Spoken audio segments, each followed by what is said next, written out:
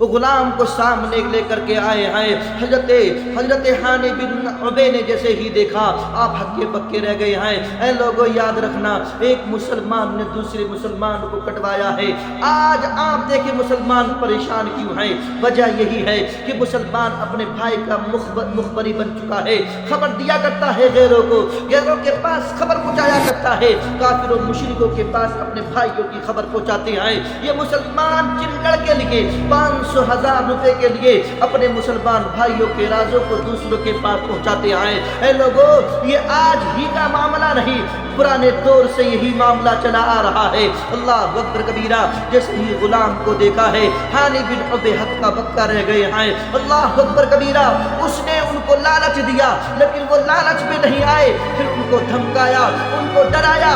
جیسے ہی لوگوں کو معلوم پڑا، حانی بن عبے کے قبیلے والوں کو معلوم پڑا ہے، اللہ اکبر، 1200 لوگ حانی بن عبے کے قبیلے میں تھے، سارے کے سارے محل کے پاس آ کر کے کھڑے ہو جاتے ہیں، نعرے لگانا شروع کر دیتے ہیں۔ عبید اللہ ابن زیاد چھت پر آتا ہے، کہتا ہے میں نے ان کو قتل نہیں کیا ہے، بلکہ انہیں عہدہ دے دیا ہے۔ ان کو دھمکایا گیا تھا، وہ دھمکایا ڈرایا گیا تھا کہ اگر آپ ہماری بات نہیں مانیں گے تو آپ کے قبیلے کے لوگوں کو ہم ستائیں گے، تڑپائیں گے۔ اللہ اکبر کبیرہ، حانی بن عبے نے اتنا ہی کہا تھا آ کر کے کہ تمام لوگ منتشر ہو جائیں، اپنے اپنے گھر چلے جائیں، لیکن وہاں موجود سپاہیوں نے کہا کہ ہم نے ان کو عہدہ دے دیا ہے، ان کو بغل دے دیا ہے، ان کو یہ عہدہ دے دیا ہے، فلاں عہدے پہ ان کو فائز کر دیا ہے، لیکن ایسا کچھ نہیں ہوا تھا۔ حانی بن عبے رضی اللہ تعالیٰ عنہ کو اللہ اکبر کبیرہ اس ابن زیاد نے اپنے پاس قید کر رکھا تھا۔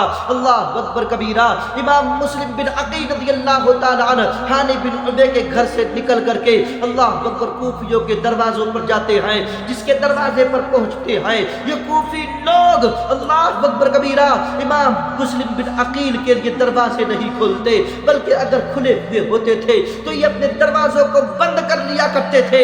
امام مسلم پورے کوفے کے اندر گھومے آئے، اس ابن زیاد کو ابھی 3 دن آئے ہوئے ہیں، پورے کوفے پر اس نے قبضہ کر لیا ہے، لوگوں کو ڈرا دھمکا کر کے، کیونکہ یہ بہت بڑا ظالم تھا، یہ کسی پر ترس نہیں کھاتا تھا، نہ عورتوں پر ترس کھاتا تھا، نہ بچوں پر ترس کھاتا تھا، نہ بوڑھوں پر ترس کھاتا تھا۔ اللہ اکبر کبیرہ، یہ ظالم یزیدی، یہ ابن زیاد اللہ اکبر تمام لوگوں کے دلوں میں اپنا خوف بٹھا چکا تھا۔ امام مسلم بن عقیل کے پیچھے اللہ تیسرے دن بھی 10,000 لوگ جماعت کے ساتھ نماز پڑھے تھے، اللہ اکبر، لیکن جب فجر آئی، فجر میں صرف 3 لوگ امام مسلم کے پیچھے باقی تھے۔